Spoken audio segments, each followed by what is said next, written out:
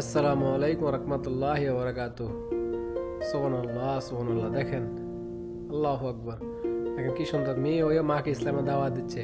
আমাকে কেন ইসলামের দাওয়াত দেন না? দেখেন আজকে আপনাদের সবার সামনেই আমার ওই মাকে মাকে ইসলামের দাওয়াত দাওয়াত দিচ্ছে, কি দিচ্ছি যে সুন্দরভাবে, কি মা তুমি কি সুন্দরভাবে, কখনো ইসলাম ধর্ম গ্রহণ করবা? কি সুন্দর করে দাওয়াত দিয়েছে। আমি একটা হিন্দু মহিলা, আমার মা বাবা হিন্দু। এখন এটা তো বললেই হবে না, আমার হ্যাপি মুসলিম ধর্ম ভালো লাগছে তাই মুসলিম ধর্ম গ্রহণ করছে।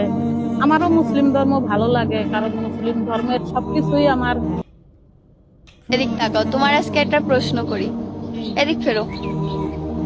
প্রশ্নটা হচ্ছে, আমার ভাই তো সবসময় বলে মুসলিম হয়ে যাবে ও বড় হইলে, তোমার কি কোনো আপত্তি আছে?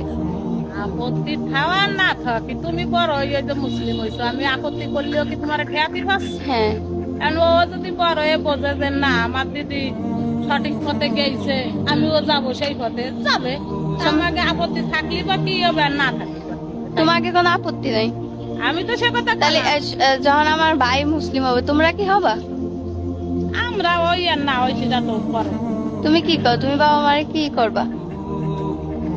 বাবা মারে ইসলামের দাওয়াত দেব, কারণ যে আর মন জোর করে তো কেউ মুসলিম বানানো যাবে যাবে না, হ্যাঁ। কারণ যে সে তো ইচ্ছাকে তো ভাবে হচ্ছে না, হ্যাঁ। যদি এটাই। সে নিজের ইচ্ছায় সেটা মানা যাবে। হ্যাঁ, এমনি এরকম এমনি আমরা দাওয়াত দেবো, তাই না? হ্যাঁ।